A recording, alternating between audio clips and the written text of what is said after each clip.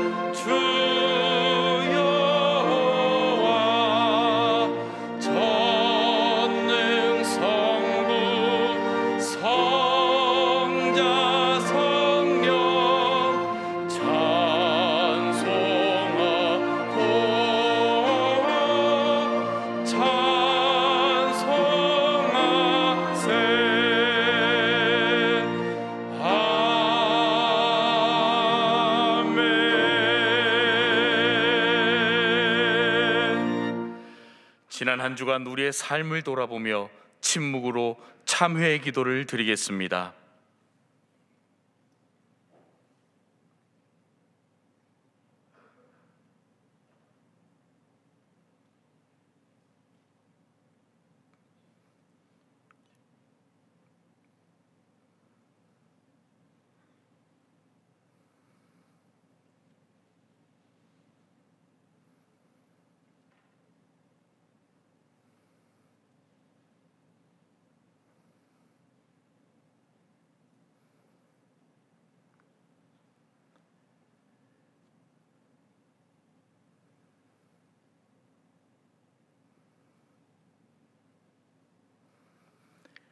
하나님께서 주시는 사죄의 말씀입니다.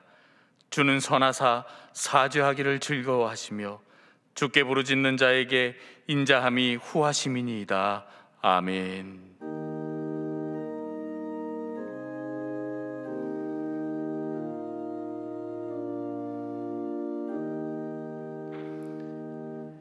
나는 전능하신 아버지 하나님 천지의 창조주를 믿습니다.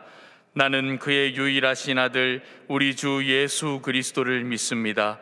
그는 성령으로 잉태되어 동정녀 마리아에게서 나시고 본디오 빌라도에게 고난을 받아 십자가에 못 박혀 죽으시고 장사된 지 사흘 만에 죽은 자 가운데서 다시 살아나셨으며 하늘에 오르시어 전능하신 아버지 하나님 우편에 앉아 계시다가 거기로부터 살아있는 자와 죽은 자를 심판하러 오십니다.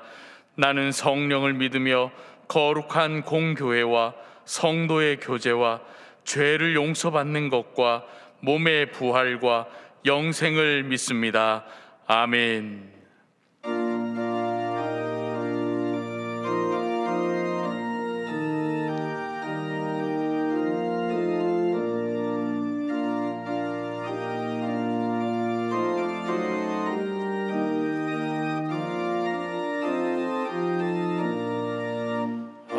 아버지여, 이제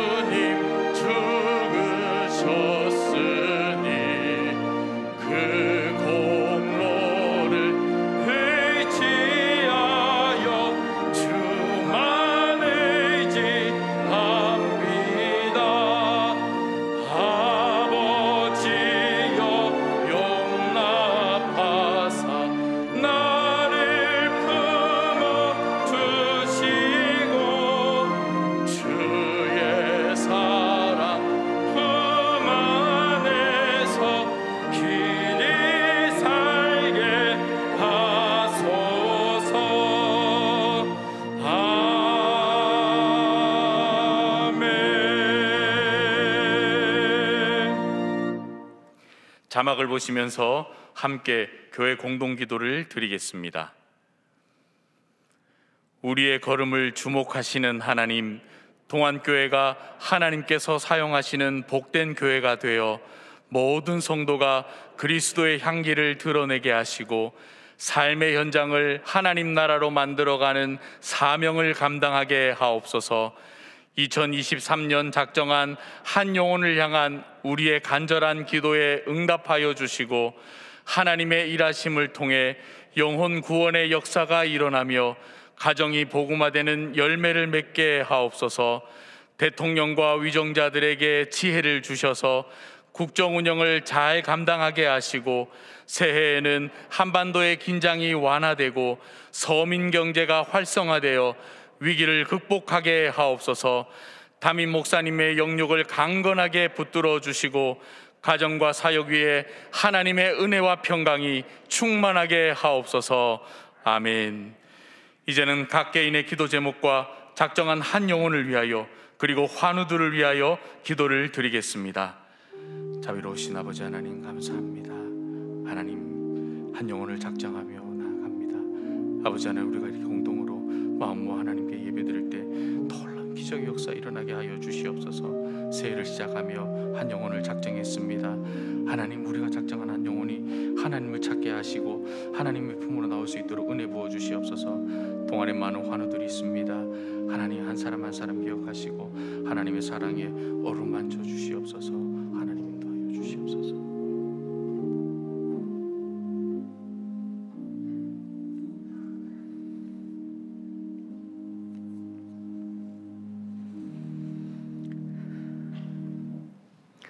사랑의 하나님 아버지, 신년 첫 주일 3부 예배를 성전과 영상으로 드릴 수 있도록 초청하여 주심에 감사를 드립니다. 예배의 주이신 아버지께 찬양과 경배를 올려드리오니 우리의 예배를 기쁘게 받아 주시옵소서. 지난 한 해 동안 은혜 가운데 지켜주시고 보호하여 주심에 감사를 드립니다. 새해를 시작할 때는 말씀을 읽고 실천하고자 다짐하였지만 뒤돌아보니 행함이 없는 믿음으로 살아왔음을 고백합니다. 내가 먼저 손 내밀지 못하고 웃음 짓지 못하며 올려드린 한 영혼도 전도하지 못해 아버지의 마음을 아프게 해드렸습니다. 용서하여 주옵소서. 2023년 새해에는 다시 쓰는 소망 행진을 붙들고 결단하며 나가려 합니다. 연약한 우리를 긍휼히 여겨주사 동행하여 주시고 하늘의 소망을 이루어가는 한 해가 되게 하옵소서. 하나님 아버지, 이 나라와 민족을 불쌍히 여겨주시옵소서. 우리들의 싸울 것은 혈과 육이 아니라 이 나라를 다스리는 분이 하나님 아버지인 걸 인정하고 나라와 민족을 위해 헌신하는 대통령과 의정자들이 되게 하옵소서. 국민들은 하나 되게 하셔서 사리사욕을 버리고 상대의 투놈보다 나의 들보를 보고 서로 의로하며 기도하는 국민들이 되게 하셔서 정의로운 하나님 나라가 세워지게 하옵소서. 새해에는 동안의 가족들을 축복하여 주셔서 영육이 강건하고 가정과 사업장과 일터에 복에 복을 더하사 하나님께서 주시는 은혜를 충만히 받아 이웃을 내 몸과 같이 사랑하며 어두운 곳에 빛과 소금의 역할을 감당하는 복된 삶이 되게 하옵소서. 동안의 환우들을 한 분 한 분 찾아가 주셔서 의료하여 주시고 치유하여 주셔서 감사와 찬양으로 올려드리는 예배자가 되게 하옵소서. 각 부서를 축복하여 주시고 새롭게 세운 목표와 계획들이 선하게 이루도록 임원들과 선생님들에게 지혜를 더하여 주셔서 맡겨진 일들을 충실히 감당하도록 도와주시옵소서. 1만 분 성도의 성전 기도가 이어져서 코로나가 종식되고 한국 교회가 회복되고 영적 부흥이 일어나게 하시고 금식 기도를 통해 묶여있는 철장 권세가 끊어지는 역사가 있게 하시고 영적으로 성숙하여 아버지와 소통하며 동행하는 삶 살게 하옵소서. 올려드린 한 영혼들의 마음을 터치하여 주셔서 전도의 결실이 있는 한 해가 되도록 도와주시옵소서. 김영종 담임 목사님, 말씀의 능력과 성령의 두루마리 덧입혀 주셔서 20여 년을 함께하여 주셨음에 감사를 드립니다. 앞으로도 동행하여 주사 사역과 가정의 평강의 복으로 지켜주옵소서. 부교육자분들께도 처음 부임하실 때 맡겨진 사명을 잊지 않고 잘 감당해 가시고 가정과 사역에 평강의 복을 허락하옵소서.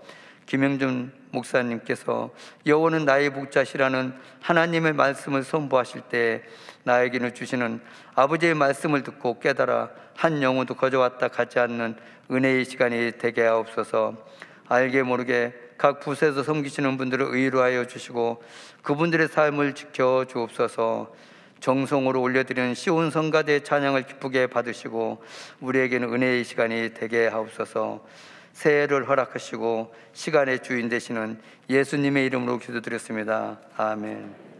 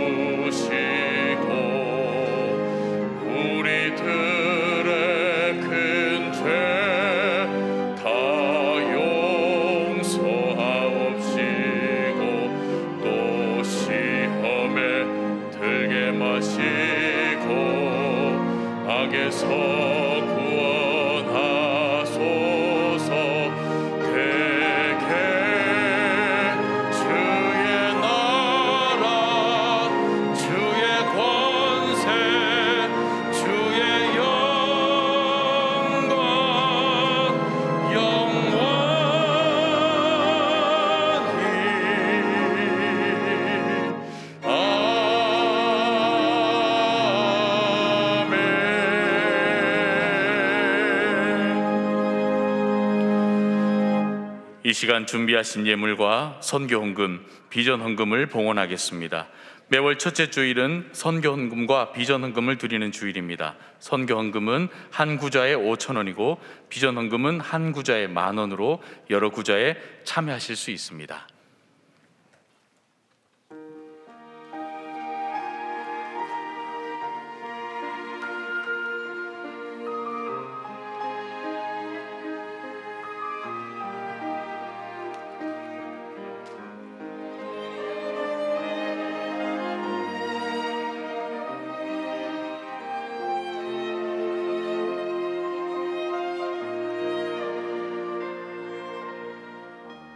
주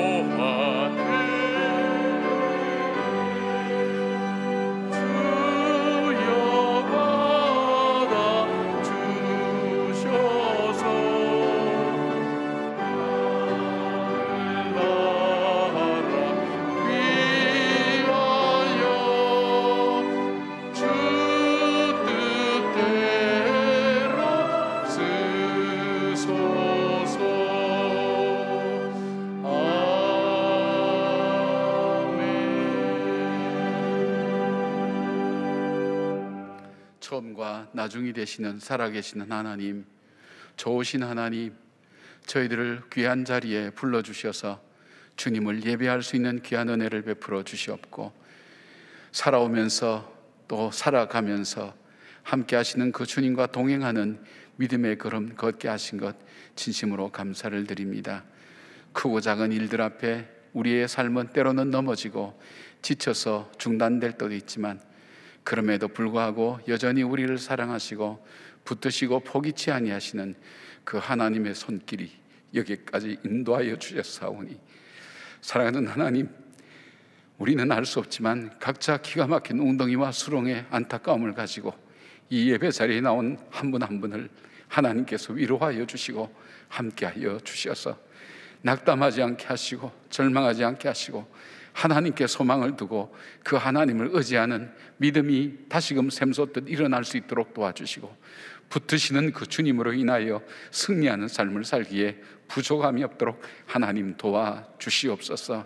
오랜 병으로 지치고 고달픈 주의 자녀들의 안타까운 눈물의 기도도 있습니다.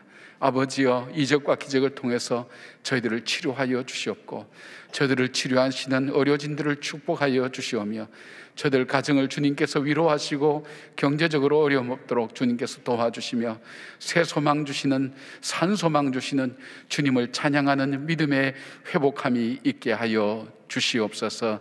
귀한 예물을 아버지 앞에 올려드립니다. 하나님 정성껏 구별하여 드리는 예물 위에 하나님 은혜와 복을 주시고, 사랑하는 하나님 귀한 정성을 통해서 주님의 비전이 이루어지며 하나님 주의 선교가 이루어지게 하시고, 하나님 나라가 이 땅에 이루어지며 주의 나라를 삼하는 주의 백성이 날마다 더해가는 놀라운 은혜의 하나님의 물 되게 하여 주시옵소서.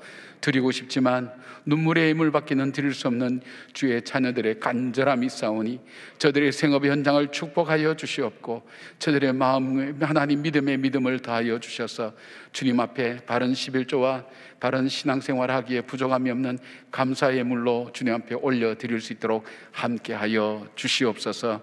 사랑하는 우리 성도들의 가정을 살펴주시고, 어린 하나님 생명으로부터 연세 많으시는 어른에 이르기까지 주의 은혜가 복을 베풀어 주실 뿐 아니라 하나님 위기에 이 나라와 이 민족을 구원하여 주시옵고, 이 땅에 하나님 주의 복음이 더욱더 왕성하며 주의 복음이 하나님 권위와 역사를 얻을 수 있도록 도와주실 뿐 아니라 그 거룩한 복음이 저희들 통해서 삶의 현장에서 이루어지며 증거되기에 부족함이 없도록 도와주시옵소서. 우리 예배 가운데 함께 하시고 성령님 친히 운행하여 주시기를 원하옵고 예수님의 이름으로 기도드리옵나이다. 아멘. 할렐루야. 여러분들 환영합니다. 축복합니다. 전혀 반응이 여전히 없으시고 우리 교인들은 한결같아서 너무나 좋습니다. 여전히 응답도 없으시고 그냥 당연하게 생각하시는 그 은혜가 금년에는 조금 변했으면 좋겠습니다.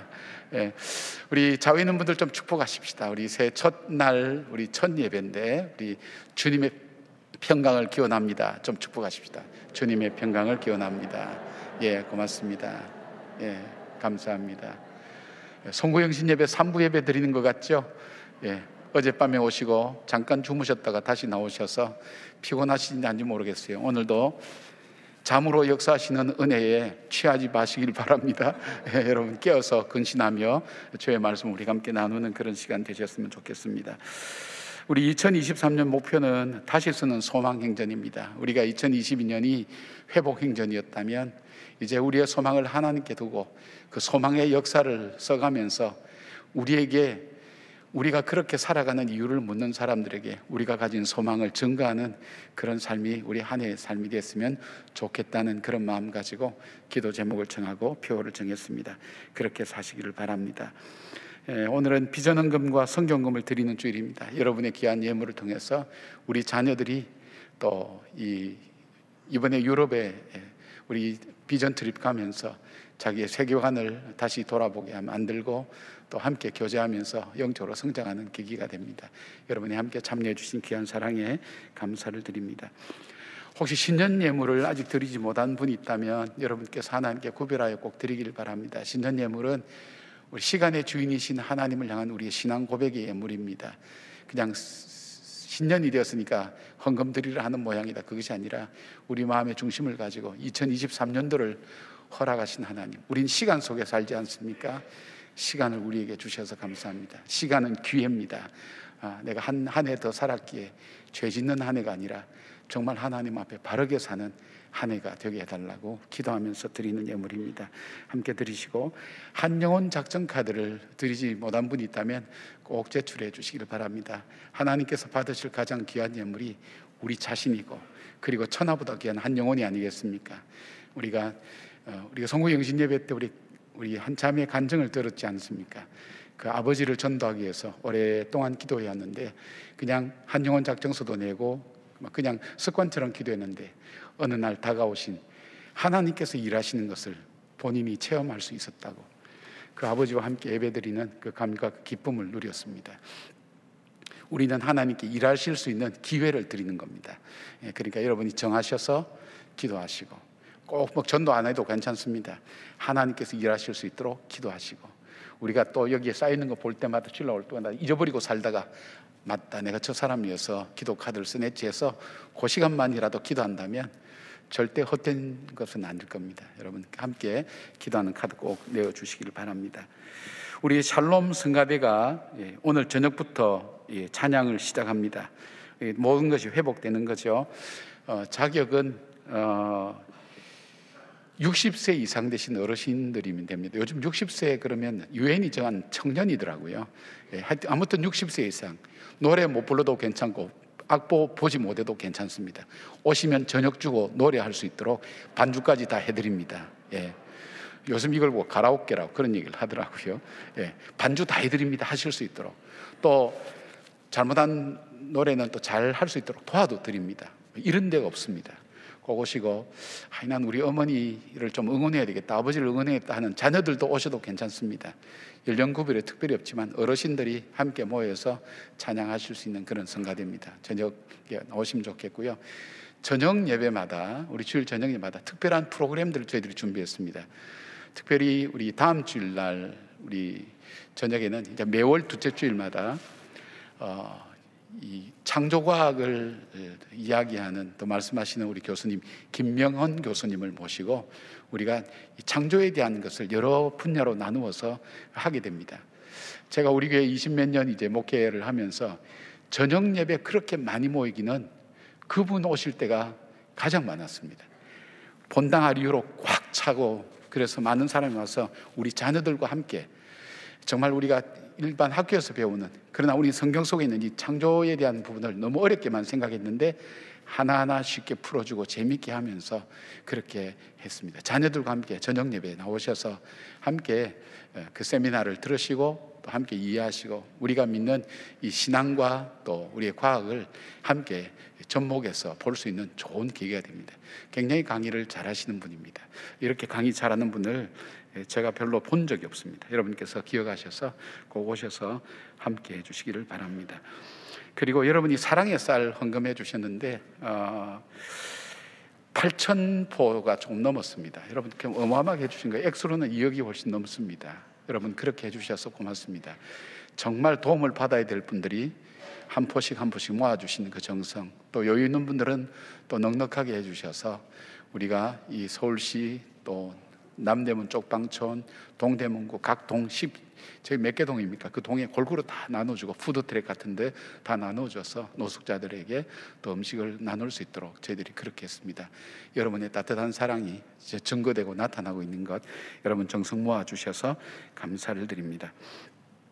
발리 한인교회가 지금 회복되고 있습니다. 유치원도 설립되었고, 또 이 발리 근처에 있는 소순다 열도로 가는 작은 섬들, 가난하고 어려운 그곳에, 또 무슬림으로 가득 차 있는 그곳에 우리가 복음을 전하는데 이 발리 한인교회가 좀 더 부흥을 해야 됩니다. 우리 코로나로 인해서 많이 위축됐는데 거기 가서 같이 기도로 도울 분들을 모집합니다. 물론 이제 자비량입니다. 본인의 자비는 경비로 가지만 여러분께서 기도로 선교지를 가보시기도 하고, 또 한번 선교지 어떻게 있는지도 보게 됩니다. 발리면 관광지로만 생각하는데 그렇지 않습니다. 얼마나 힘들게 어렵게 살아가는가 하는 것을 우리가 보게 됩니다. 발리 한인교회가 잘 성장할 수 있도록 여러분 함께 찾아가 주시면 고맙겠습니다. 이번 주 목금토는 저희 교육자들이 함께 전부 수련회를 떠납니다. 교육 전사님들 이르기까지 한 50명 가까이 될 줄 압니다. 3년 동안 우리가 함께 모이지 못했는데 이번에 함께 모여서 우리 교회 비전과 사명도 나누고 친교도 나누고 그런 시간을 가지려고 합니다. 우리 성도님들 기도와 함께 저희들 함께 잘 다녀올 수 있도록 여러분 함께 해주시길 바랍니다. 계속해서 우리 영상 통해서 우리 교회 소식 함께 나누고, 또 한 가지는 오늘 혹시 교회에 새로 오신 분 있다면 여러분들을 환영합니다. 여러분께서 저희들에게 섬길 기회를 주시면 또 여러분이 좋은 일꾼이 되도록 우리가 함께 돕겠습니다. 여러분께서 그러신 분은 등록을 해주시고 또 안내를 받으셔서 저희 교회 교육훈련 프로그램에 함께 참여하시면 좋은 우리 성도들 함께 동력자가 되리라 믿습니다. 그렇게 함께 참여해 주시길 바랍니다. 우리 영상 통해서 계속 교회 소식 나누겠습니다. 주 선한 능력으로 안으시네, 그 크신 팔로 날 붙드시네. 절망 속에도 흔들리지 않고 사랑하는 주 얼굴 구하리. 주 선한 능력으로 안으시네, 그 크신 팔로 날 붙드시네. 절망 속에도 흔들리지 않고 사랑하는 주 얼굴 구하리. 선한 능력으로 일어서니 주만을 지하리. 믿음으로 우리 고뇌 안에 주 오실 그날, 영광의 새날을 맞이하리.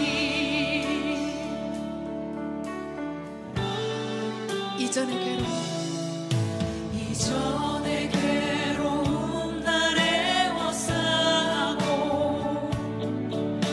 고난의 길을 걷는다 해도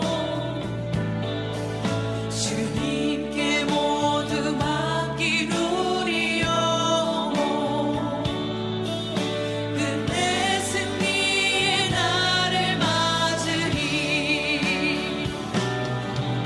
선한 능력으로 일어서니 주만을 지하리. 오늘 우리에게 주시는 하나님의 말씀은 시편 23편 1절에서 6절까지 말씀입니다. 다 함께 일어나셔서 하나님의 말씀을 경청하겠습니다.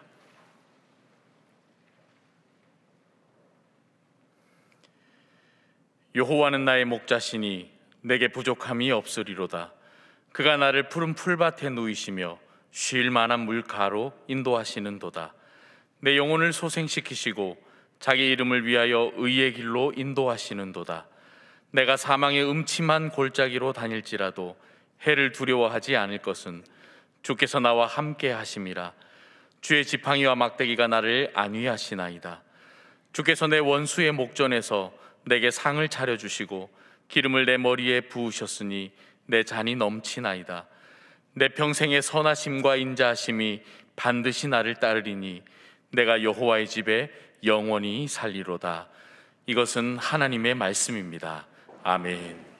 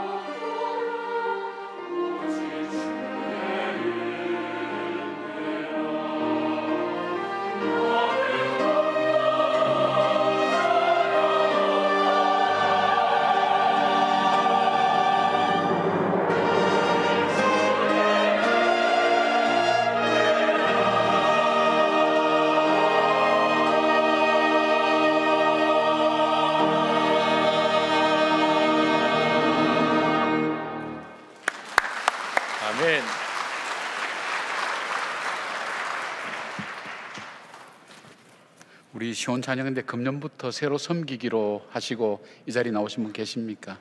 계시면 손 한번 들어 보시겠어요? 예, 상당히 많은 분이 새로 하기로 그렇게 믿음의 눈으로 보니까 보입니다. 참 귀하죠. 우리 은혜를 많이 끼쳐 주신 우리 시온 찬양대 금년 한 해도 부탁합니다 하는 마음으로 격려의 박수 한번 하십시다. 우리 앙상블하고요 같이요. 고맙습니다.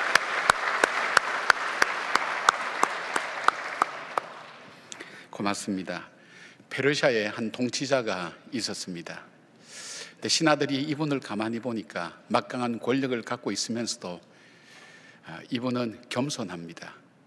그리고 때로는 위기와 어려움을 겪는데도 불구하고 평정심을 유지하면서 지혜롭게 그 문제를 잘 풀어가는 것입니다. 아무리 생각해도 이분은 참 좀 특별한 분이라고 생각했는데 이분에게서 특별한 것 하나를 발견했습니다. 다른 것은 아니었습니다. 왕궁이 아무도 모르는 작은 방, 그 방에 들어가서 한동안 머물다가는 나오곤 하는 것을 가끔 목격하기도 했습니다. 어느 날 신하들이 궁금해서 이 임금에게 물어봤습니다. 왕이시여, 당신이 가시는 그 방이 어떤 방입니까? 그럴 때 임금은 그 방에 신하들을 데리고 들어갔습니다. 그 방은 아주 좁은 방입니다. 그런데 그 방에 가보니까 아무것도 없었습니다. 그냥 흔히 목자들이 입는, 목동들이 입는 떨어진 옷, 남루한 옷 그거 몇 벌 정도, 그리고 지팡이와 막대기, 그리고 밥을 먹을 때 쓰는 깡통 같은 거, 그런 그릇 몇 개, 그 외에는 찾아볼 수가 없었습니다. 아니, 이 방은 어떤 방입니까? 그럴 때에 왕이 이렇게 대답했습니다. 내가 옛날에 나라가 시끄러울 때 그때 피난 가서 목동으로 살았거든. 참 비참했던 그 삶, 힘들었던 삶, 그 삶을 내가 잊지 말고 내가 겸손하게 백성들을 잘 섬기자는 마음으로 내 마음이 흔들리고 화려한 왕궁의 그 유혹이 내 삶을 다가올 때마다 나는 이 방에 온다네. 그리고 이 방에서 내가 과거에 누구였는지, 그리고 내가 오늘 어떻게 여기까지 오게 되었는지를 묵상하면서 내 마음의 균형을 다시 찾는다네. 그런 표현을 했다고 합니다. 오늘 시편 23편을 읽으면 그런 마음이 우리 마음속에 차분하게 다가옵니다. 그렇게 어려운 말도 아닙니다. 쉽습니다. 간결합니다. 그러나 그 간결함이 우리 가슴을 파고듭니다. 우리 마음을 적실 때가 얼마나 많은지 모릅니다. 우리를 위로해 줍니다. 아마 이 시는 비교적 다윗이 노년에 인생의 모든 고초와 고난을 겪고 난 다음에 자기의 삶을 회상하면서 돌아보면서 고백했던 시가 아니겠는가, 그렇게 사람들은 이야기합니다. 짧은 시지만 강하게 우리에게 다가오는 그의 고백들. 그는 자기 인생을 살아오면서 어떤 삶을 살았다고 고백하고 있나요? 그리고 어떻게 해서 목동이었던 그가 왕의 자리에 이르기까지, 그리고 하나님의 합당한 사람으로 쓰임받을 때까지 어떻게 자기의 삶을 걸어왔는지, 하나님이 계속 쓰시는 사람, 그 다윗의 삶을 우리가 돌아보면서, 우리가 잠깐이지만 우리의 살아온 삶을 돌아보면서 내 삶은 어떻게 여기까지 오게 되었는가를 묵상하며 앞으로 걸어갈 길을 다시금 다잡고 또 믿음 안에서 소망을 가지고 걸어가는 그런 귀한 시간이 되었으면 좋겠습니다. 자기 인생을 돌아보며 다윗은 어떤 고백을 합니까? 첫 번째로 다윗은 자기 인생은 여호와 하나님으로부터 시작되었다고 그렇게 선언합니다. 이 시의 시작은 여호와는 나의 목자시니라는 선언으로 시작됩니다. 그리고 그 다음에 설명이 나옵니다. 바로 이 의미는 자기 인생이 처음부터 지금 여기까지 살아오는 동안 하나님이 내 삶의 주인이 되셨고 내 인생의 길잡이가 되셨고 내 인생의 기초였다는 것을 그는 고백하고 있습니다. 다윗이 고백한 여호와 하나님은 어떤 분입니까? 그분은 스스로 있는 자입니다. 그분은 창조주입니다. 영원히 존재하신 분입니다. 언약하신 것을 변치 않고 성실하게 지키시는 분입니다. 생사화복을 주관하신 분입니다. 다윗이 이 하나님이 자기 삶의 시작이었고 그리고 자기의 전부였다고 고백하는 것입니다. 근데 철학자인 데카르트는 나는 생각한다, 고로 나는 존재한다라고 그는 그렇게 선언했습니다. 그는 모든 철학의 기초를 생각하는 자기가 있기 때문에 바로 이 세상에 존재하고 모든 것이 존재한다고 그렇게 가설을 세우고 그는 자기의 철학을 그 위에 쌓았습니다.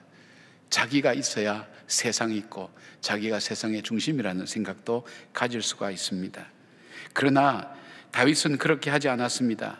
내 인생의 시작은 하나님이었다고, 내 인생의 출발도 하나님이었고 그 하나님이 내 삶을 인도해 오셨고 내 삶의 모든 내용이 그 하나님 때문에 이루어졌다고 그는 고백합니다. 다윗은 시편 23편뿐 아닙니다. 시편에 나오는 여러 편, 이 다윗이 지은 이 시편을 바라보면 그는 자기의 삶의 경험을 바탕으로 이 시편 속에서 이 하나님이 어떤 분이었는가 하는 것을 고백하고 있습니다. 바로 그 하나님은 나의 빛이었다고 그렇게 고백합니다. 내가 인생의 길에 어디로 가야 될지 모르는 캄캄한 밤중에 하나님께서는 나에게 빛이 되셔서 내가 걸어갈 길을 비춰주셨다고 그렇게 고백합니다.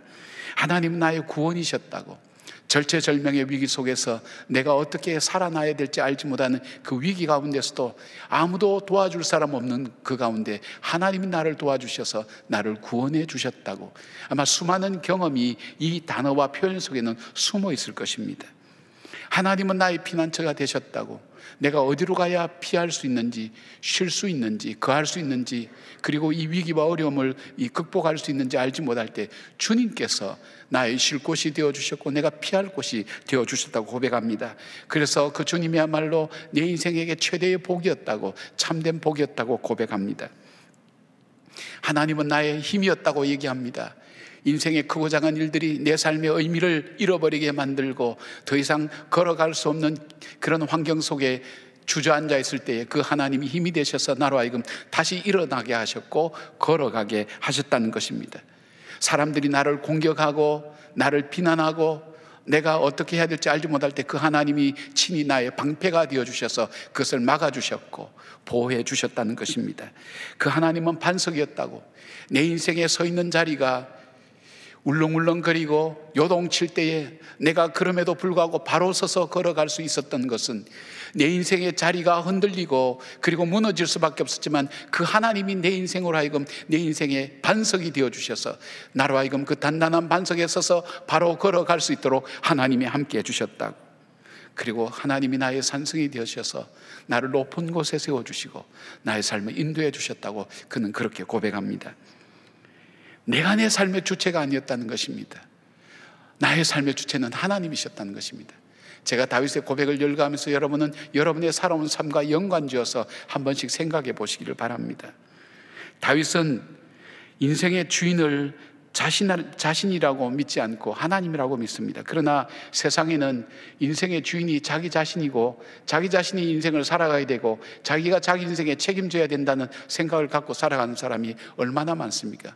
그 생각과 마음은 정말 훌륭하지만 우리의 능력이 그렇게 되지 않는다는 것을 우리는 알아야 됩니다. 자기가 인생의 주인이며 자신에게 자기 인생이 달렸다고 믿고 사는 사람들에 대해서 예수님께서는 누가복음 12장에 어리석은 부자의 비유를 통해서 말씀합니다. 17절부터 19절에 이 부자가 이렇게 얘기합니다. 심중에 생각하여 내가 곡식 쌓아둘 곳이 없으니 어찌할까 하고 또 이르되 내가 이렇게 하리라, 내 곡간을 헐고 더 크게 짓고 내 모든 곡식과 물건을 거기 쌓아두리라. 또 내가 내 영혼에게 이르되 영혼아 여러 해 쓸 물건을 많이 쌓아뒀으니 평안히 쉬고 먹고 마시고 즐거워하자 하리라 하되, 여러분 짧은 3절 속에 내가라는 표현이 무려 6번 이상이나 나오고 있습니다. 내 소유, 내가 이루었던 것, 나에게 주어진 것, 나에게 주어진 기회, 이 모든 것 내가 만들었고 내 것이었고 내 소유였다, 그렇게 이야기를 합니다. 그리고 또 이렇게 이야기를 합니다. 자기가 이 물질을 가지고 자기 영혼까지도 행복하고 편히 쉬게 만들 수 있다고 그렇게 생각하고 있습니다. 바로 이 사람에 대해서 우리 하나님은 계속해서 이어서 이렇게 말씀합니다. 하나님이 이르시되 어리석은 자여 오늘 밤에 내 영혼을 도로 찾으리니 그러면 내가 준비한 것이 누구의 것이 되겠느냐. 나에게도 젊음이 있습니다. 돈도 있습니다. 매력도 있습니다. 다 가지고 있습니다. 그런데 가장 중요한 그 시간과 생명을 하나님께서 앗아가시면 그 모든 것이 누구 것이 되겠냐 이겁니다. 가장 근본적이고 큰 것을 놓치고 있는 겁니다. 이 부자는 자기가 이루었던 일들, 그것이 자기 능력이었고 그것이 자기의 것이었고 자기가 누릴 수 있다고 생각되었지만 하나님께서 말씀하시는 것은, 하나님께서 가장 근원적인 우리의 생명을, 시간의 주인이신 하나님께서 이 시간을 거둬가시면 이 모든 것들이 누구 것이겠느냐? 전혀 쓸 수가 없는 것입니다. 성경은 이런 사람을 향해서 어리석은 사람이라고 말씀합니다. 시편 14편 1절에는 이렇게 말씀합니다. 어리석은 자는 그의 마음에 이르기를 하나님이 없다 하는도다. 그들은 부패하고 그 행실이 가증하니 선을 행하는 자가 없도다. 선을 행할 필요가 없죠. 하나님이 안 계신데, 내가 내 인생에 대해서 책임을 지고 내가 살아야 되는데, 그리고 내가 지금까지 이룬 것인데, 이 생각을 갖고 있는 사람은 두 가지 중에 한 가지는 꼭 가지고 있습니다. 열등감 아니면 우월감을 갖고 있습니다. 내가 이루었기 때문에 나는 대단한 사람이야, 저 사람들은 능력도 없고 게을러서 못하는 거야, 이런 생각, 우월감을 스스로 갖고 있을 수도 있습니다. 그리고 열등감이 있을 수가 있습니다. 나는 능력이 없어서, 부모를 잘못 만나서, 내 인생에 어려운 일을 겪어서 나는 할 수 없다, 이런 이 열등감을 가지고 불행한 인생을 살아갑니다. 우리 이지선 자매가 오셔서 간증할 때 그렇게 하는 거예요. 전신 50몇 프로입니까? 60% 가까이 3도 화상을 입고 얼굴도 정말 보기 힘들 정도로 힘든 때 자기가 어느 날 그 생각을 했답니다. 내가 사고를 당했다. 사고를 당했다 생각하니까 자기는 일평생 피해자로밖에는 살 수 없다는 것입니다. 그 사고가, 내가 사고를 당했다. 술 먹은 사람이 뒤에서 차를 받아가지고 내 차에 불이 나가지고 그 불에 타서 나는 그 사고를 당했다니까 자기는 일평생 자기 편 속에 나는 피해자다고 그렇게 살 수밖에 없는 것을 어느 날 깨달았다는 것입니다. 그래서 사고를 당했다 표현보다는 사고를 만났다. 왜 만났다고 생각하냐? 만나는 것은 헤어질 수가 있으니까, 떠나보낼 수가 있으니까. 아주 지혜롭게 그렇게 얘기하더라고요. 우리 생각이나 사고가 굉장히 중요한 것입니다. 내가 내 인생을 책임지고 살아가겠다고 생각하고 내가 내 인생의 주인이라고 생각하는 사람에 대해서 시편 49편 14절은 이렇게 말씀합니다. 그들은 양같이 수월에 두기로 작정되었으니 사망이 그들의 목자일 것이라. 수월이 그들의 거처가 되리라. 수월은 지옥을 말합니다. 내가 내 인생의 주인이다, 내가 내 인생을 살아간다, 내가 행복과 불행은 내 손에 달려있다 생각하는 그 인생의 끝은 사망이 그들의 목자가 된다 그랬어요. 그들을 한 걸음 한 걸음 이끌어가고 생각을 이끌어가고 삶을 이끌어가는 그 걸음이 사망이라는 거예요. 그리고 그들의 거처는 늘 지옥이라는 거예요. 그것을 하나님 말씀은 우리에게 알려주고 있습니다. 인생의 불행은 하나님이 자기 삶의 시작됨을 알지 못하는 데서 시작됩니다. 인생의 의문은 하나님을 모르는 데서 나옵니다. 내 삶의 어두움은 빛 대신 주님을 자기의 주인으로 모시지 않고 자기 스스로 살아갈 때 그 어두움이 자기 삶의 전부가 되게 됩니다. 다윗처럼 내 인생의 시작이 하나님께 있고 하나님이 나의 목자가 되어주신다고 고백하는 인생은 견고한 인생이 됩니다. 무너지지 않습니다. 하나님이 책임지는 삶이 되는 것입니다. 다윗의 삶은 하나님이 책임지는 삶이었습니다. 이제 우리의 생각과 언어를 바꿔야 됩니다. 내 말에, 내 언어에, 내 생각의 주어는 내가 아닙니다. 물질이 아닙니다. 내 자녀가 아닙니다. 모든 것보다도 내 삶의 주인은 바로 하나님이시라는 것, 그 하나님으로부터 시작되었다는 것을 우리가 고백할 때에 우리의 삶의 길이 달라지는 것입니다. 하나님은 그 다윗을 인도하셨고 붙드셨고 그를 선하게 인도하셔서 왕의 자리에 이르기까지, 아니 왕보다 더 소중한 자리인 주님의 마음에 합한 자로서 주께서 쓰시는 하나님의 위대한 사람이 될 수 있었다는 것을 말씀하고 있습니다. 우리가 이런 간증을 가끔 듣습니다. 내 인생은 갈급했습니다. 나는 갈망했습니다. 무엇이든지 채워지지 않았습니다. 나는 내 삶의 의문을 찾기 위해서 몸부림쳤습니다. 어느 날 내 친구가 나에게 와서 교회로 나를 인도했습니다. 나는 어느 날 그 친구와 함께 교회를 가게 되었습니다. 교회에 가서 목사님이 하시는 말씀을 들었습니다. 근데 그 목사님의 말씀이 내 마음을 찔렀습니다. 목사님의 말씀을 듣고 있는 나는 어느새 내가 예수를 믿어야 되겠다고 그런 결단을 하게 되었습니다. 목사님이 앞으로 초청했습니다. 예수를 믿을 사람 앞으로 초청할 때 나는 일어나서 그 앞으로 걸어갔습니다. 그리고 나는 주님을 영접하고 믿는 사람이 되었습니다. 자, 같은 얘기를 이렇게 얘기할 수 있습니다. 내 인생은 갈급했습니다. 그리고 내 인생의 모든 문제에 의문을 가지고 살았습니다. 안타까웠습니다. 그런데 어느 날 하나님께서 내 친구를 통해서 나에게 복음을 전해 주셨습니다. 나는 그 친구의 복음을 들었습니다. 주님께서 내 마음을 감동시키셔서 나로 하여금 교회 가고 싶은 마음을 하나님께서 주셨습니다. 하나님께서 나를 예배에 참석하게 하셨습니다. 하나님께서 목사님을 통해서 주신 그 말씀이 내 가슴을 때렸습니다. 나를 찔렀습니다. 나의 어두운 부분을 밝혀주셨습니다. 성령께서 내 마음을 감동시켜서 나로 하여금 일어나게 만들었습니다. 그리고 목사님이 초청하실 때 나로 하여금 그 앞에 담대하게 걸어가며 예수 그리스도를 영접하도록 성령께서 나를 만들어 주시고 인도해 주셨습니다. 그 주님이 나를 사랑하셔서 나는 주님의 자녀가 되었습니다. 여러분, 같은 이야기인데 어쩌면 이렇게 다를 수 있나요? 뭐가 다르기 때문에 그렇죠? 주어가 다르기 때문입니다. 앞에는 주어가 납니다. 그러나 뒤에 주어는 하나님입니다. 여러분, 오늘 이 자리에 앉아 계신 것도 내 의지와 내 결단으로 나왔다고 생각할 수 있지만, 그보다 더 근원적으로 우리의 사람의 마음을 움직이시는 하나님께서 내 마음을 움직이시고 감동시켜 주셔서 예배의 자리에 나오게 하셨고, 지금 세상의 수많은 말 중에 하나님의 말씀을 나의 말씀으로 듣고 받아들일 수 있도록 하시는 것도 성령께서 내 마음을 움직이시는 것이라는 이 고백이 되어질 때에 세상이 다르게 보이기 시작합니다. 내 인생의 언어가 바뀝니다. 내 삶의 방향이 바뀝니다. 보는 관점이 달라지는 것입니다. 그것이 다윗이 걸어온 길이었습니다. 하나님께서 인도하신 길이었습니다. 사랑하는 여러분, 하나님이 인도하신 길로 걸어가시길 바랍니다. 주님을 내 삶의 주인으로 섬기시길 바랍니다. 주님이 원하시는 길, 그 길을 믿음으로 따라가는 저와 여러분 되기를 주님의 이름으로 축복합니다.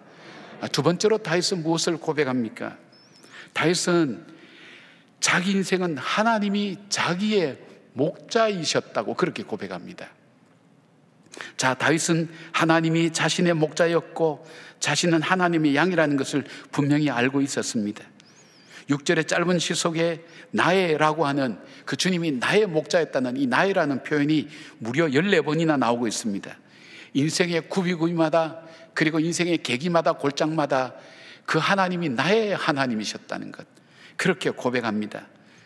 다윗은 자기의 목자 되신 하나님께서 자기를 위해서 무엇을 해주셨는지 체험을 통해서 분명히 알게 되었고, 자기 자신은 하나님께 양이었다는 것을 철저하게 깨닫고 있습니다. 관계는 체험을 통해서 더 알게 되고 깊어지게 됩니다. 여러분, 예수님이 세상의 구주시라는 것 우리가 다 압니다. 우리의 창조주시고 우리의 생사복을 주관하신 분이라는 것 여러분, 저도 다 알고 있습니다. 그러나 그 하나님, 나의 하나님이라는 것과는 다릅니다. 둘 다 똑같은 사실이지만 내 삶에 영향을 주고 나로 하여금 내 삶에 새로운 깨달음을 주고 나로 하여금 새로운 길로 가게 하는 것은 그 하나님이 바로 나의 하나님이라는 그 고백이 되어질 때에 삶이 바뀌게 되어 있습니다. 여러분, 마태복음 16장에 보면 가이사랴 빌립보 지방에 갔을 때에 예수님께서 제자들에게 물어봅니다. 사람들이 나를 누구로 아느냐? 예수님이 에레미야라고 그럽니다. 엘리야라고 그럽니다. 여러 선지자 이름을 아마 되었을 것입니다. 그리고 정말 세례 요한이라고 얘기한 사람도 있었을 것입니다. 예수님은 그들의 그 대답 앞에 반응을 전혀 보이지 않았습니다. 그리고 오히려 질문을 합니다. 너희는 나를 누구로 하느냐? 이 질문이 어떤 의미가 있을까요? 너희는 나를 누구로 하느냐? 지금 너는 나를 누구로 믿고 있느냐? 그 고백인 것입니다. 그 질문인 것입니다. 제자들이 당황했습니다. 예수님을 잘 아는 것 같았는데 나에게 있어서 이 예수님은 누구였는가를 대답하는 사람이 없었습니다. 그때 베드로가 얘기합니다.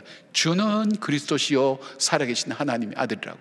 여기에 주는 이 표현은 이 퀴리오스라고 하는 주인이라는 그런 의미가 아닙니다.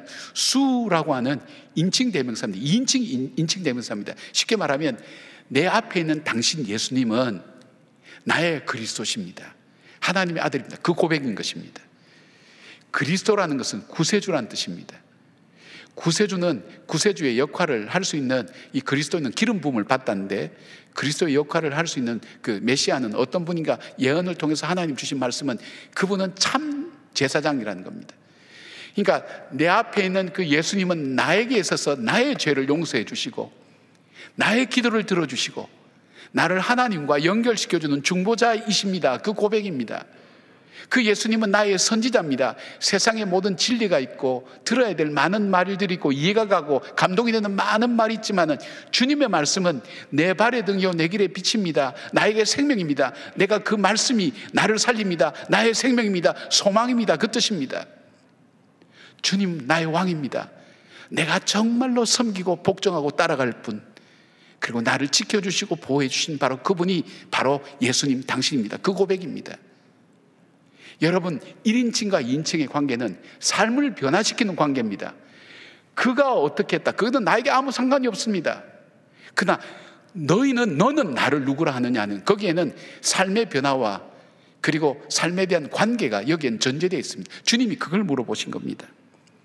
바로 이 다윗은 그 하나님이 창조주 하나님, 바로 이 세상의 역사를 주관하는 하나님, 그리고 이 인생의 생사화복을 주관하시는 그 하나님이 그냥 하나님이라는 그 지식이 아니라 그 하나님이 내 삶을 살아오면서 나의 하나님이 되셨다, 그 고백을 그는 드리고 있는 겁니다. 그리고 하나하나 열거합니다. 인생의 고비와 순간순간마다 그 하나님이 나의 하나님이 되어주셨다고. 그래서 그 하나님이 나의 빛이 되어주셨고, 반석이 되어주셨고, 산성이 되어주셨고, 요새가 되어주셨고, 나의 복이 되어주셨다고 고백할 수 있는 이유가 바로 그것인 것입니다. 요한복음 15장 5절에 나는 포도나무요 너희는 가지라, 그가 내 안에 내가 그 안에 거하면 사람이 열매를 많이 맺나니 나를 떠나서는 너희가 할 수 없습니다. 아무것도 할 수 없습니다. 주님을 떠나서는 아무것도 할 수 없다고 예수님 말씀하셨습니다. 다윗의 고백이 이 고백이 아닐까요? 바로 주님과 붙어있는, 가지에 붙어있는 그 줄기에 붙어있는 그 가지, 바로 그 삶이 나의 삶이었다고, 주님과 함께하는 삶이었다고, 주님과 동행하는 삶이었다고, 그 주님이 나의 주님이었다고 그 고백을 드리는 것입니다. 목동으로서 양을 쳤던 다윗은 목자와 양의 관계가 절대적인 관계임을 체험적으로 알았습니다. 목자를 떠난 양은 살 수 없듯이 자신은 하나님 떠나서는 살 수 없었던 존재였고 삶이었다는 것을 고백하는 것입니다. 목자는 많은 양 중에서 자기의 양을 자기 소유를 삼습니다.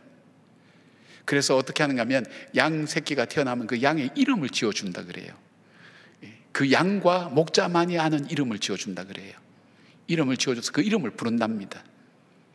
그리고 양의 귀에 이 나무를 뒤에 받치고 날카로운 칼로 이 귀를 찢습니다. 찢어서 표시를 합니다. 그 목자의 소유라는 것. 그러면 바로 이 양은 목자의 소유가 되는 표시가 됩니다. 양을 안다는 거예요. 양은 나를 알고, 양은 내 목소리를 안다고. 목자가 그랬듯이 양은 안다는 것입니다. 다윗의 고백, 이 고백이 뭘까요? 나의 목자라고 할 때는 그 고백은 뭘까요? 주님이 내 이름을 지어주셨다. 이름을 지었다는 것은 내 인생을 인도해 가시고 주관해 주신다는 것. 주님이, 나는 주님의 소유라고, 주님이 나를 잊어버리지도 않고 포기하지 않고 90마리의 양을 두고 한 마리 잃어버린 양을 찾아 위해서 찾아오는 그분, 바로 그분이 바로 나의 하나님, 나의 목자였다고 그 고백입니다. 내가 어두울 때, 방황할 때 나를 버려두지 않고 나를 찾아서 끝까지 포기하지 않고 찾아오시는 그 하나님이 나의 인생의, 나의 삶의 목자였기 때문에 내가 오늘 여기까지 올 수 있었다는 그 고백이었습니다. 바로 그 하나님을 고백하고 있는 것입니다. 사랑하는 여러분, 우리는 인생을 살아가면서 우리는 삶의 길을 잃어버릴 때도 많습니다. 힘들고 지칠 때도 많습니다. 포기하고 싶을 때도 많습니다. 세상에 나 혼자 사는 것처럼 그렇게 힘들 때도 있지만 여호와는 나의 목자시니 그분이 나의 목자라는 사실, 그분이 내 이름을 아시고 그리고 나를 포기치 않고 내가 그분의 소유임을 많은 사람이 알 수 있도록 주님께서 응답하시고 역사해 주시고 찾아주시고 구원해 주시는 그분이라는 그 고백을 다윗은 하나님께 올려드리는 것입니다. 다윗은 또한 자기가 하나님의 양이었다는 것을 그는 고백합니다. 많은 사람이 하나님은 자기 목자라는 것을 아는데 자기가 양이라는 사실을 잘 모르는 사람들이 많아요. 그러니까 어떻게 합니까? 자기를 사자나 곰인 정도 되는 걸로 그렇게 착각하는 거예요. 우리는 아니에요. 나는 양이라는 것을 알아야 돼요. 목자를 떠나서는 살 수 없다는 것을 알아야 돼요. 그 고백이 우리들 속에 있어야 돼요. 내가 호랑이나 사자나 이 정도 되면 내가 스스로 먹을 것을 찾을 수 있고 구할 수 있습니다. 그러나 양은 그렇게 할 수가 없습니다. 그렇기 때문에 어떻습니까? 양은 철저하게 목자를 의지해야 됩니다. 목자를 따라가야 됩니다. 다윗은 자기가 왕임에도 불구하고 다윗은 모든 전쟁에서 승리한 장수임에도 불구하고 자기는 하나님의 양이라는 사실을 잊어버리지 않았습니다. 그래서 하나님께 늘 구합니다. 하나님께 간구합니다. 하나님, 내 인생을 붙들어 주십시오. 나와 함께 동행해 주십시오. 이 고난 가운데도 하나님, 나를 인도해 주십시오. 하나님께 도움을 요청합니다. 교만하지 않았습니다. 겸손합니다. 사람들은 자기 힘으로 인생을 살아간다고 착각하게 됩니다. 교만한 사람은 그 사람이 교만한 것을 자기가 가장 늦게 압니다. 말에서, 행동에서, 삶의 선택에서, 예배드리는 자세 가운데서 교만은 묻어나오게 되어 있습니다.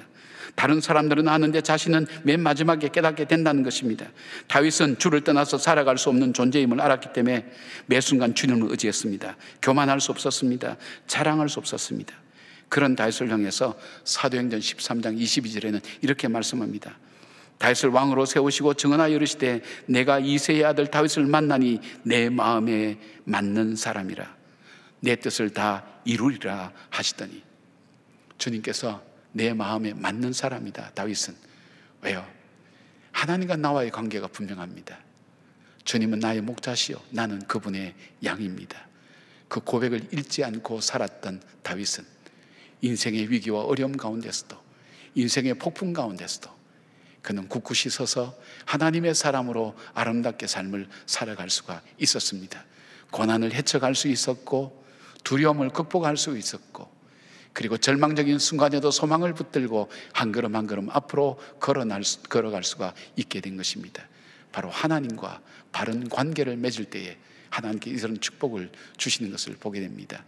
사랑하는 여러분, 하나님이 나의 목자라는 것, 나의 목자라는 것, 그것을 꼭 고백하시기를 바랍니다. 그리고 매 순간 매 순간 하나님 나의 목자 되심을 잊어버리지 마시고, 그 목자 되신 주님이 양을 아는 것, 그리고 그와 마찬가지로 나를 알고 계신다는 것, 그리고 나는 주님의 도움 없이는 살아갈 수 없는 연약한 존재라는 것, 바로 이런 겸손함을 가지고 하나님께 걸어 나갈 수 있는 저와 여러분의 삶이 되기를 바랍니다. 세 번째, 다윗은 어떻게 고백합니까? 자기 인생은 하나님 안에서 부족함이 없었다고 그렇게 고백합니다. 다윗만큼 인생의 결핍과 부족함을 겪으며 살았던 사람은 없을 것입니다. 성장할 때는 그는 막내로 태어났습니다. 집에서도 인정받지 못하고 무시를 당했습니다. 그가 골리앗을 죽이고 왕의 사위가 되었지만 바로 장인어른 사울 왕에 의해서 아내도 빼앗기고 12년 동안 그는 도망자의 신세를 살게 될 수밖에 없었습니다. 그는 외국으로도 망명했습니다. 그리고 자기 나라에 돌아와서도 살 곳이 없어서 동굴 속에 거하면서 살았습니다. 10여 년 이상을 그런 쫓기는 인생으로 살았습니다. 그리고 원통하고 빚지고 억울한 사람과 400명과 함께 공동생활하면서 인생의 비참한 밑바닥을 맛보면서 살았던 사람입니다. 그러나 그가 왕이 되고 나서도 순탄하지 않았습니다. 그의 큰아들이 막내 여동생을 범합니다. 욕보일 때 둘째 이 아들이 큰 형을 죽입니다. 죽이고 도망갑니다. 그리고 나중에는 반란을 일으킵니다. 바로 이 아들의 반란, 사랑하는 아들에 의해서 반란을 당하게 된 다윗은 그냥 울면서 그 왕궁을 쫓겨서 도망가게 됩니다. 그리고 무수한 수모와 어려움을 당하게 됩니다. 그것이 다윗의 일평생 그의 삶을 지배했던 그런 삶이었습니다. 결핍과 부족과 그리고 고통이 계속 찾던 그 삶. 그런데 결핍투성이 인생이었던 다윗이 하나님을 목자로 선포하고 나서 자기 인생은 부족함이 없다고 외치는 이유가 무엇입니까? 그는 양과 목자 관계를 너무나 잘 알고 있었습니다. 양에 대해서도 목자에 대해서도 잘 알고 있었습니다. 양은 결핍 그 자체의 동물입니다. 양은 목자 없이는 생존할 수가 없습니다. 양이 생존하기에 많은 것이 필요하지만 모든 것이 목자에게 달려 있습니다. 그래서 선한 목자를 만나면 양은 풍성해지는 것입니다. 목자의 경험을 가진 분들에 의하면 양은 굉장히 의존적인 동물입니다. 스스로 먹을 것을 구하지 못합니다. 자신을 방어할 수 있는 발톱이나 뿔 같은 무기도 없습니다. 방향을 잘 잡지도 못합니다. 자기 스스로 집을 찾아가지도 못합니다. 어디에 푸른 초장이 있는지도 모르고 오히려 메마른 땅으로 가기도 합니다. 게다가 양은 고집이 세고 완고합니다. 그리고 양을 희게만 보는데 가까이 보면 더러운, 오염되기 쉬운 그런 동물입니다. 이사야 선지자는 양에 대해서 이렇게 표현합니다. 53장 6절에 우리는 다 양 같아서 그릇 행하여 각기 제 길로 갔거늘. 바로 우리 인생의 길이 우리는 다 양 같다고 얘기했습니다. 알지도 못하면서 능력도 없으면서 그리고 마음대로 자기 고집을 피우고 살아가는 그 양처럼 그렇게 제 길로 갔다고 그렇게 표현하고 있습니다. 다윗은 자신의 목자 되신 바로 그 하나님께서 자기 인생의 고비 속에 어떻게 자기를 만족시키셨는지, 어떻게 자기를 풍성하게 하셨는지 그는 세 가지로 얘기합니다. 하나님은 나의 보호자셨다고. 내가 사망의 음침한 골짜기를 갈지라도 해를 두려워할 수 없었다고. 왜냐하면 주의 지팡이와 막대기가 나를 지키셨다고, 나를 보호하셨다고. 하나님의 보호하심이 없었으면 내 인생은 찢어지고 무너지고 부서지고 깨어질 수밖에 없었다고. 근데 그 양을 보호하는 목자처럼 내가 골짜기에 빠지면 그 지팡이로 목을 걸어서 끌어올려서 내 삶을 소생시키셨던, 나를 보호하신 그 하나님, 그리고 하나님이 자기를 인도하셨다는 것입니다. 어디에 푸른 초장이 있는지 맑은 물가가 있는지 알지 못하는 그, 먹지 못할 독초가 있는 곳에 먹을 수밖에 없고 병들 수밖에 없는, 물을 마실 수밖에 없는 자기에게 목자 되신 주님은 인도하셔서 마음껏 풀을 뜯을 수 있고 시원하게 마실 수 있는 물가로 자기를 인도해 주신 것처럼 자기 인생을 그렇게 채워주셨다고. 그 하나님은 나의 공급자였다고. 내 원수의 목전에서 눈앞에서 밥상을 차려주시듯이 수많은 원수들이 나를 조롱하고 미워하고 비난할 때도 그 하나님 나를 높이 드시고 나를 세워주시고 역사해 주셨다고 그렇게 고백하는 것입니다. 요한복음 10장 10절의 말씀처럼 목자 되신 우리 주님은 우리에게 내가 온 것은 양으로 생명을 얻게 하고 더 풍성히 얻게 하려는 것이라고 말씀합니다. 주님을 나의 목자로 인정하고 사는 사람은 삶에 부족함이 없습니다. 바울은 감옥에서 빌립보서 4장 11절부터 13절까지 이렇게 고백합니다. 내가 궁핍함으로 말하는 것이 아니니라. 어떠한 형편이든지 나는 자족하기를 배웠노니 나는 비천에 처할 줄도 알고 풍부에 처할 줄도 알아. 모든 일 곧 배부름과 배고픔과 풍부와 궁핍에도 처할 줄 아는 일체의 비결을 배웠노라. 내게 능력 주신 자 안에서 내가 모든 것을 할 수 있느니라. 내게 능력 주신 자 안에서 내가 모든 것을 할 수 있느니라 하는 이 말씀은 내게 부족함이 없으리로다, 이 말씀과 일목상통하는 것입니다.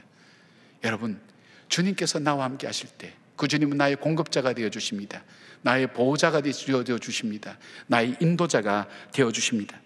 모세는 가나안 땅을 목전에 둔 바로 이 모압 평지에서 40년간 광야 생활을 한 이스라엘 백성을 향해서 이렇게 표현합니다. 신명기 2장 7절에 내 하나님 여호와께서 내가 하는 모든 일에 내게 복을 주시고 내가 이 큰 광야에 두루 다님을 알고 내 하나님 여호와께서 이 40년 동안을 너와 함께 하셨으므로 내게 부족함이 없었느니라 하시기로. 광야는 부족한 것 투성입니다. 먹을 것도 마실 것도 걸어야 될 신발도 입어야 될 의복도 구할 데가 없습니다. 그러나 한 번도 하나님 그렇게 하지 않았다고 하십니다. 풍족하게 그들로 하여금 그 광야길을 걸어올 수 있도록 하나님께서 양식과 물을 공급해 주시고 발이 부르트지 않도록 하나님께서 인도해 주셨고 독수리가 날개로 업어 자기 새끼를 나르듯 하나님 그렇게 보호하시고 인도하셨다고 그렇게 말씀하고 선포하고 있습니다. 오늘 저와 여러분의 삶 속에 그런 삶이 아니겠습니까? 고달픈 인생길, 힘들고 지칠 수밖에 없는 그 길을 걸어오면서도 오늘 여기까지 올 수 있도록 하는 것은 때를 따라 하나님께서 공급해 주셨고 인도해 주셨고 보호해 주셨던 하나님의 은혜가 아니겠습니까?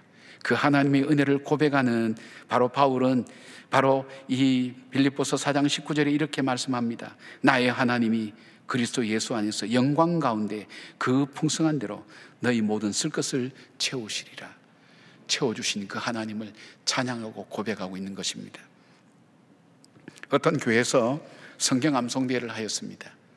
아마 예수를 믿은 지 얼마 안 되는 분이 성경 암송을 하겠다고 시편 23편을 외우겠다고, 뭐 간단하고 외우기도 좋으니까 그렇게 해서 암송대회에서 자기 순서가 돼서 나왔습니다. 그가 당당하게 외칩니다. 시편 23편을 외우겠습니다. 여호와는 나의 목자시니 내게 부족함이 없으리로다. 그랬는데 그 다음부터는 갑자기 머리가 하얘지면서 아무것도 생각이 안 나는 거예요. 순간적으로 당황합니다. 처음부터 다시 시작해야지. 다시 시작하겠습니다. 여호와는 나의 목자시니 내게 부족함이 없으리로다. 근데 그 다음이 정말 생각이 안 나는 거예요. 떠듬떠듬 당황하지만 그래도 할 수 없이 나왔으니까 다시 시작합니다. 뭐 얼굴이 벌겋게 달아오면서도 여호와는 나의 목자시니 내게 부족함이 없으리로다 그렇게 하고 났는데 그 마음속에 찾아오는 마음이 있었어요. 깨달아지는 것이 있었어요. 그렇지, 여호와 하나님이 나의 목자 되시는데 내가 부족함이 뭐가 있겠는가. 그래서 그렇게 얘기합니다. 1절을 외웁니다. 여호와는 나의 목자시니 내게 부족함이 아무것도 없습니다. 그래서 저는 더 이상 외울 필요가 없습니다. 여호와는 나의 목자십니다. 그렇죠. 사람들이 모두 감동도 받고 그 말씀에 대한 의미도 깨달았습니다. 맞습니다. 우리가 필요한 고백이 있다면 여호와는 나의 목자시니 내게 부족함이 없으리로다. 우리는 결핍의 세상에 살고 있습니다. 부족한 것 투성입니다. 어렵고 고난스러운 일들, 위험한 일들이 우리 삶에 계속해서 일어납니다. 인생의 방향을 잡지 못하고 어디로 가야 될지 알지 못할 때 그 주님이 나의 목자가 되실 때 내게 부정함이 없는 그 인생, 바로 그 인생을 살게 하신 분이 하나님이라는 것을 다윗은 고백하고 있는 것입니다. 다윗의 고백이 아니라 저와 여러분의 고백이 되기를 바랍니다. 힘들고 어려울 때 한숨을 쉬는 것 대신에, 낙심하는 것 대신에 이렇게 읊조려 버리지 않겠습니까? 여호와는 나의 목자시니 내게 부족함이 없으리로다. 그렇게 되뇌이면서 다윗과 함께 하신 그 하나님을 나의 하나님으로 섬기고 그 하나님이 부어주시는 은혜를 체험하며 한 걸음 한 걸음 어려움들을 헤쳐나가고 그리고 담대하게 걸어나가는 저와 여러분의 인생길 되기를 주님의 이름으로 축복합니다. 아멘. 기도하겠습니다. 여호와는 나의 목자시니 내게 부족함이 없다고 고백한 다윗, 자기 인생의 고비고비 그리고 인생의 골짜기 그가 더듬으면서 하나님께서 자신에게 행하셨던 일들을 하나씩 하나씩 기억하며 나의 나된 것은 내가 아니라 하나님의 은혜라고 고백했던 바울처럼 그런 고백을 하나님께 올려드립니다. 다윗만의 고백이겠습니까? 바울만의 고백이겠습니까? 하나님, 오늘 나의 고백이 바로 이러하지 않습니까? 하나님, 내 입술 열어 내 삶의 주어를 바꾸게 하시고 내 삶에 하나님 탄식이 변하여 하나님 주님을 향한 나의 고백과 감사가 되게 하여 주시옵소서. 주님이 나의 목자 되시니 내가 부족함이 없는 하나님께서 부어주시는 공급하심과 인도하심과 보호하심의 놀라운 은혜를 믿음으로 체험하고 하나님이 험한 인생길 광야길을 걸어가는 저희들 될 수 있도록 도와주시옵소서. 주님께서 우리의 빛되심을 다시 한번 고백하옵고 예수님의 이름으로 기도드리옵나이다. 아멘.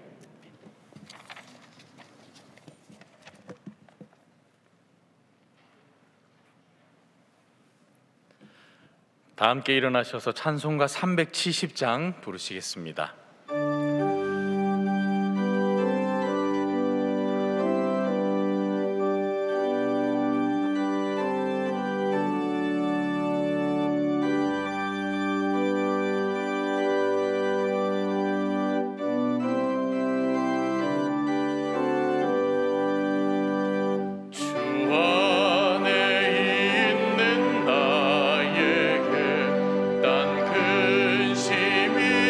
있으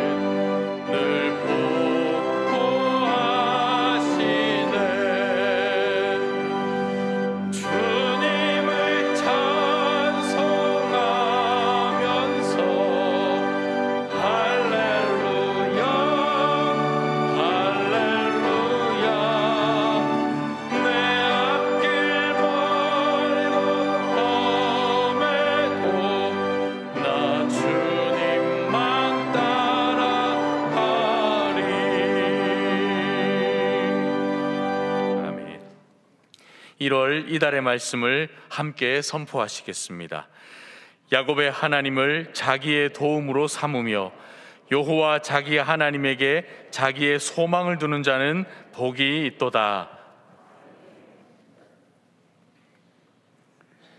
이제는 우리 주 예수 그리스도의 은혜와 우리 하나님의 사랑과 성령님의 동행하여 주심이 여호와 하나님을 나의 하나님으로 고백하며 내게 부족함이 없노라고 선포하며 그 말씀대로 체험하며 내 인생을 믿음으로 걸어가리라 다짐하는 예배를 드리고 말씀을 들은 한 분 한 분들 머리 위에 이분들과 관계된 일들과 관계된 사람들 위에 이 땅의 교회들과 이 나라와 이 민족 위에 세계에 흩어져서 복음을 전하는 선교사님들 위해 지금부터 영까지 함께 하시기를 간절히 축원하옵나이다. 아멘.